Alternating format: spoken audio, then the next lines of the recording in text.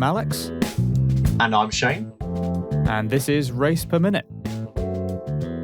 And welcome back to Race Per Minute. Today we have our third instalment of our F1 2022 launch reaction series. Today we'll be talking about the Aston Martin Aramco Cognizant Formula One team, quite possibly the longest name in Formula One. Don't quote me on that, but it's pretty long. Alex and I were just talking about it, and we can't remember of a team name longer than the current Aston Martin team itself.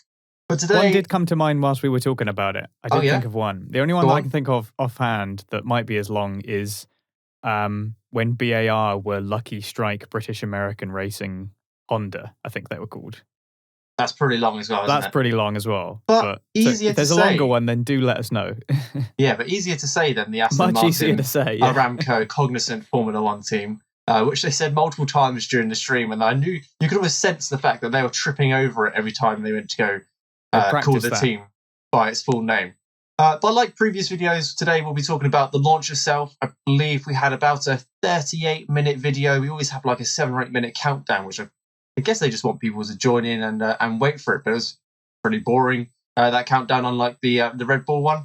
And then we've got the technical stuff and then the livery itself, which we're all thrilled to see. And of course, today was the first time we actually got to see a car. The actual car which will be racing, or will be in testing, or at least in the shakedown in a couple of days' time, or if not today, because we're recording this on the 11th of February. But let's go back to the beginning and let's talk about the launch itself. So I was worried that first there was going to be some technical issues because I was watching it on YouTube and at first the audio was out of sync. And I thought, oh no, here we go. It's going to be like this. But it didn't seem to be like that. Once I actually got into it, it was okay. And then we saw, so it kicked off with a bit of a general, sort of introduction to the team, some sweeping drone shots of the area that they're at and that they're a factory and that. And then we got, similar to last year, we have that sort of washed out cinematic, sort of almost Christopher Nolan looking film of some people doing some literal climbing to the top. Yep. Obviously we're climbing our way to the top of Formula One. So they very subtly visualize that with people climbing to the top of a hill and getting some friends to help them along the way. And then we got our little intro. I really liked that it was actually taking place in the middle of their factory. I thought that was sort of a nice touch rather than just doing it in some generic conference room or whatever. And of course, like last time, the first person that we hear from is Lawrence Stroll, the elder Strolls himself, jumped in there. The only trouble was, of course, is that he was obviously reading from an auto cue. Oh, it was so bad. And I can't, this guy's got so much money. Can't he hire someone to teach him how to be a bit better at presenting a speech? You had the host, I can't remember her name, but she was very natural and sort of, thanks for joining us. Now I'm going to hand over to Lawrence Stroll. And then he entered like robot mode and started giving his little talk there. So that was a little bit jarring. He also said one thing that made my ears prick up a little bit. He said that Aston Martin were the world's only independent ultra-luxury car group. I feel like that's very specific. That's also, it's surely not true. I'm not sure how they're defining independent here, but isn't Aston Martin at least partly owned by Mercedes or Daimler AG, and they're going to increase their stake over the next few years or something? So I'm not quite sure how they're defining independent. And also, isn't BMW independent? And they've got to be bigger than Aston Martin. So maybe I'm completely wrong about this. By all means, tell me if I'm talking out my behind here. But I swear, when he said that, I thought that doesn't sound right. Sounds like they're stretching the definition of independent a bit there. For me, what stood out about the whole that whole Lance Stroll thing was just Lance Stroll was just how long those segments were. They were so long. I mean, in reality, they were probably only 8 or 9 minutes. They were badly written as well. But they were not very well written. They went on for a long old time. And I found myself, I sat down this morning to watch it and I found myself losing interest almost instantly because it was so poorly written, like you said. And it was just bad. It was really bad. We went from quite an interesting introduction, like you said, the climbers climbing and helping each other up to the very top. And then, it just went a bit downhill.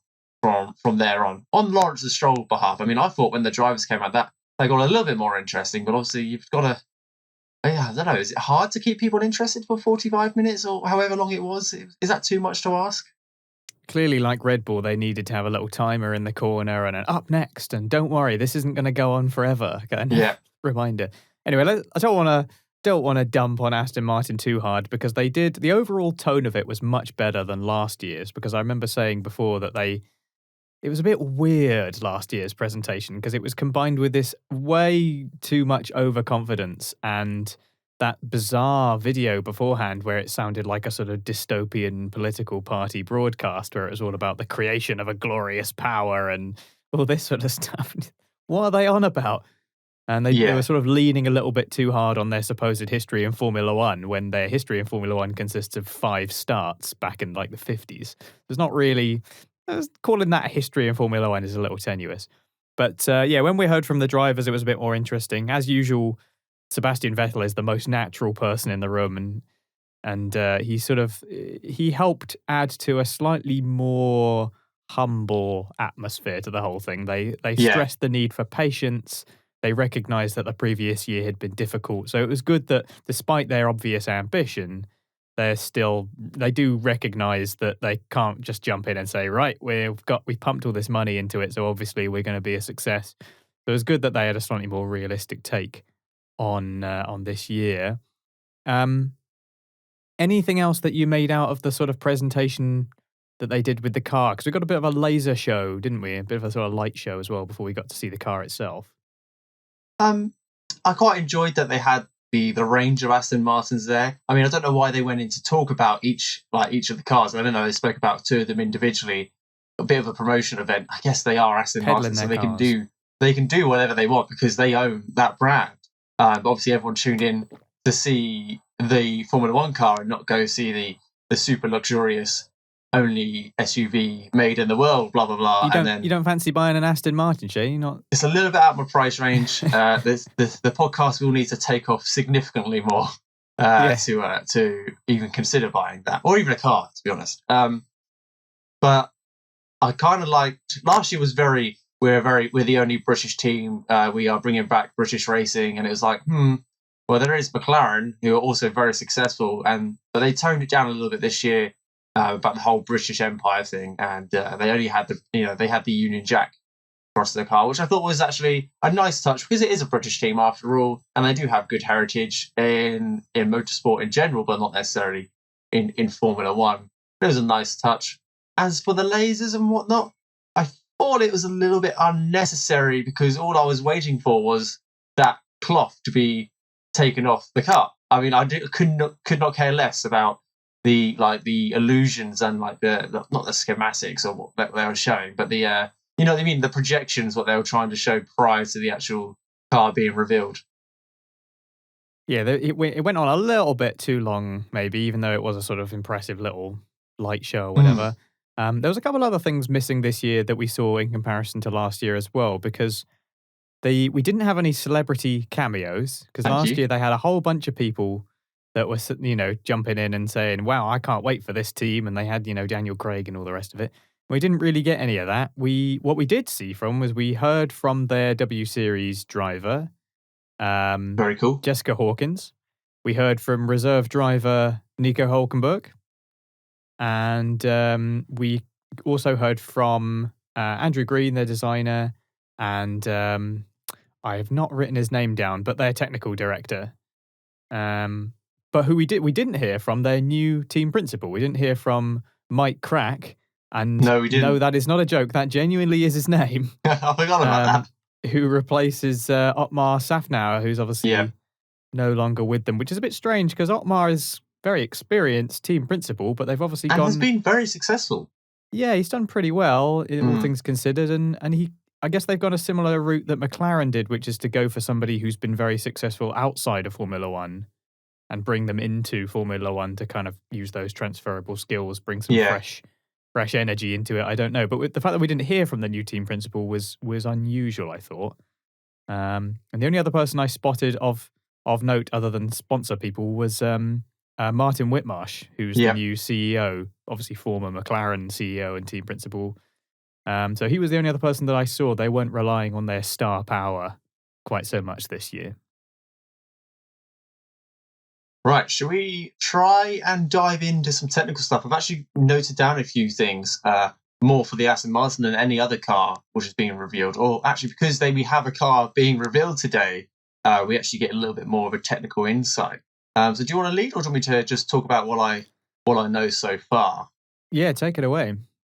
So obviously, under the new rules, cars in partnerships with different manufacturers can use shared designs. Obviously, you can use engines, suspension, gearboxes, floor, etc., etc., etc. And Aston Martin have continued that partnership with Mercedes moving forward. Now, obviously, a couple of years ago, we had the pink Mercedes where they were controversially just copied the whole Mercedes, and it worked quite well. And last year, they went off in a separate direction, or they went off in the wrong direction accidentally, and then didn't have the resources or money to kind of fix where they were going. And this year, they've kind of done a bit of a hybrid.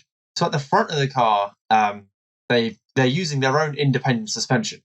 And that's been confirmed on, I don't know if it was on the stream or whether it was on the press release, that they've designed their own independent suspension at the front of the car. It's not shown in any of the renders, but it was shown in the car, which was revealed to us. They couldn't wait for Mercedes to release that design because obviously they've got to build that car. They've got to get ahead of the game. They want to get as much details done prior to their shakedown, which is today. But moving towards the rear of the car, they are using the Mercedes rear suspension because they're using the Mercedes power unit and gearbox.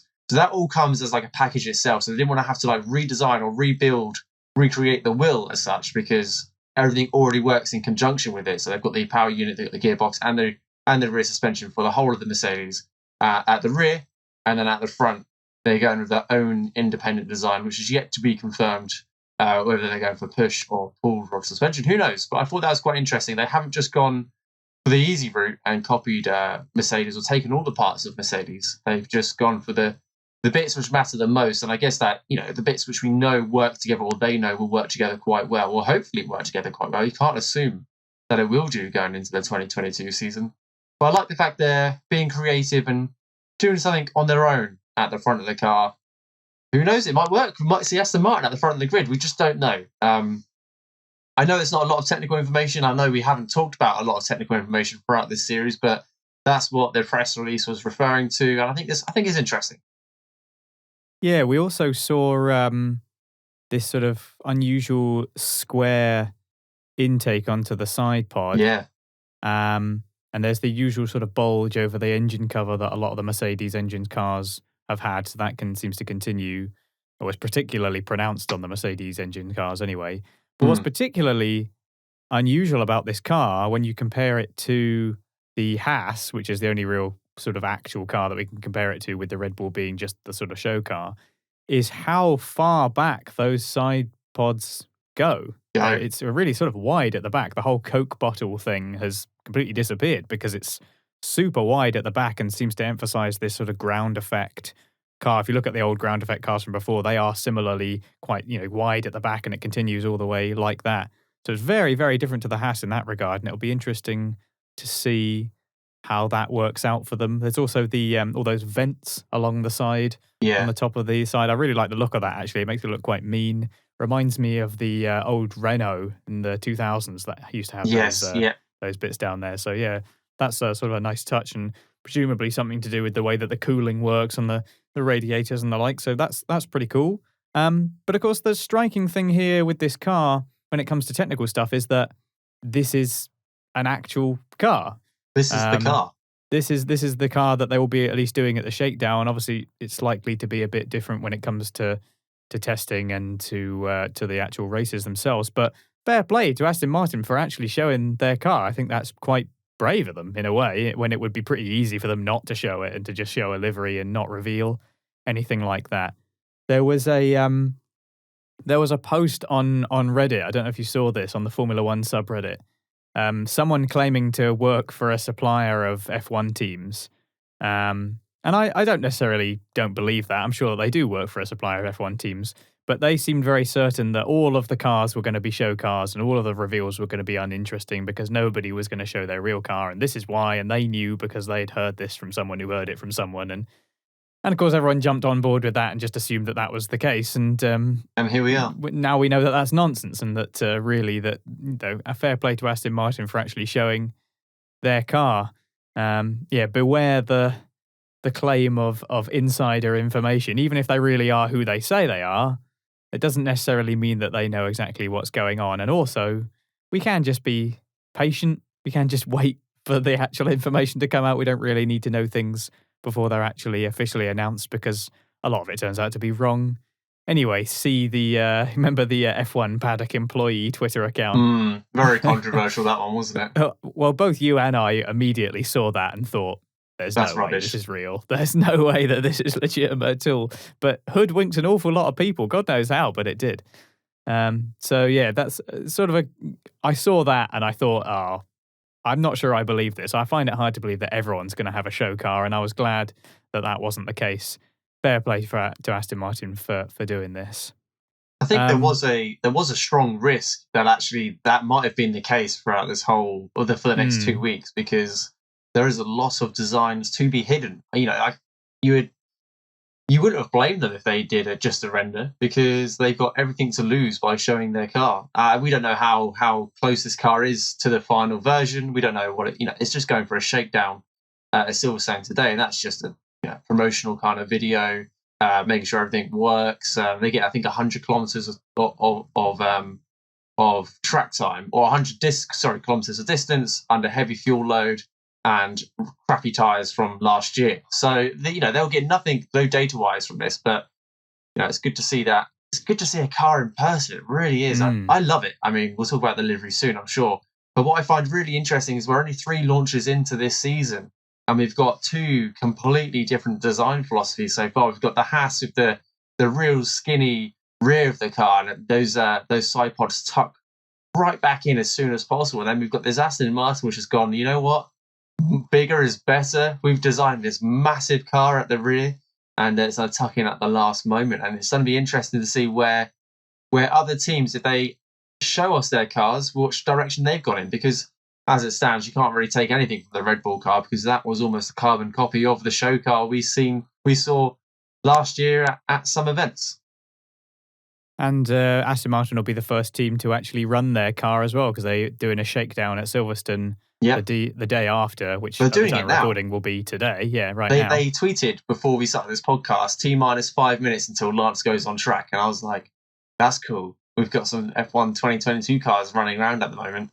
Of course, we don't get to see any of this. I'm sure we'll see a promotional video maybe later on in the week, but it's happening. The season is upon us.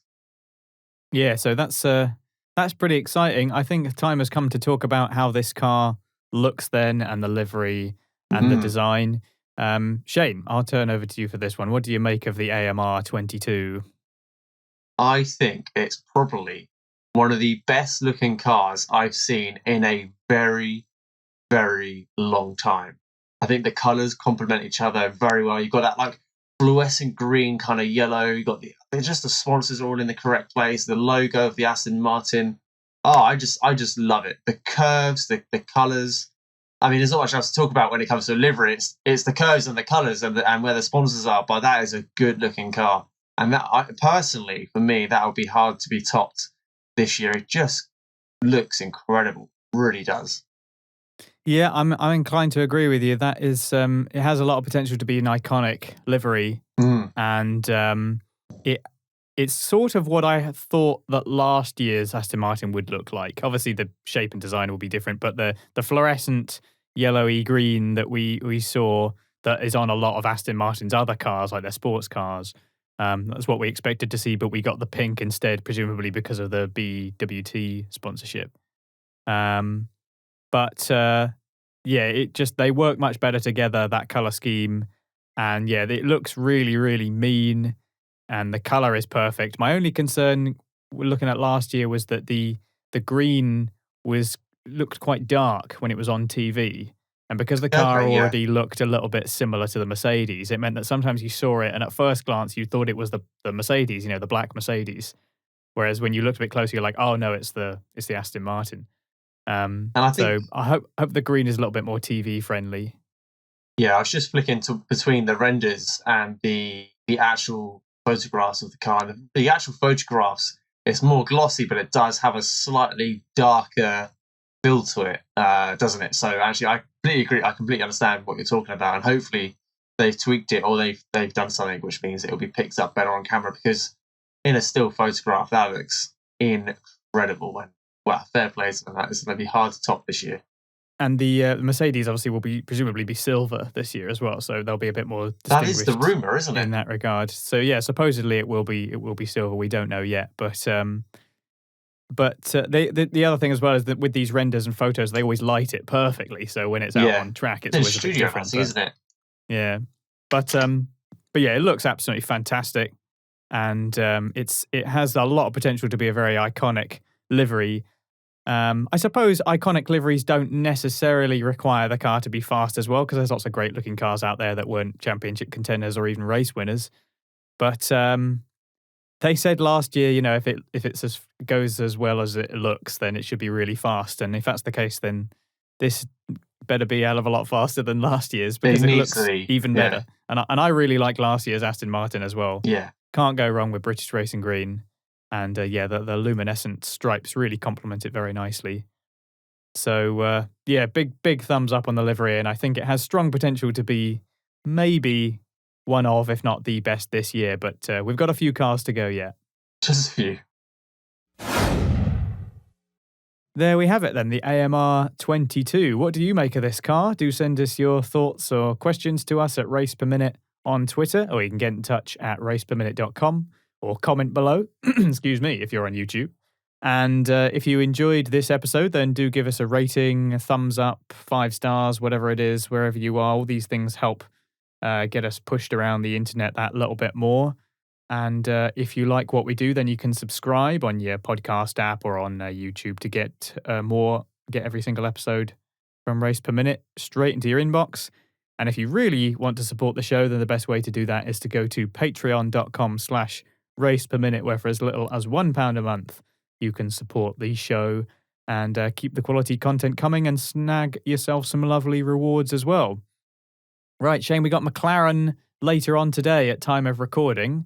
I think we're planning to actually record our episode response to it a little bit later, but I'm looking forward to seeing the McLaren launch as well. They're sort of launching all their teams in one go, aren't they? Like their IndyCar and all the rest of it. So that'll be an interesting one to watch out for. Are you sort of hoping for anything in particular from McLaren, or just going into it with an open mind? Now, it's a bit very similar to the Aston Martin. I liked last year's design, and I hope they kept it very similar, which is what they've done, but they've made it better. And I hope the same for McLaren. I love the fire orange and the blue they have, and I hope they keep it around the same, if not make it better. So that's very easy for me to say. What about yourself? I've seen from the clothing and stuff that they revealed that they've got a bit more grey going on. I think I'd quite like to see a bit more grey than blue, but still have a bit of blue, but a bit more grey and papaya as well. It would sort of remind me of like classic McLaren. I don't know if they're going to quite go that way, but we'll find out. We'll find out later today, I suppose. But thanks very much for joining us for our Aston Martin launch reaction, and we'll see you again soon for McLaren. See you next time.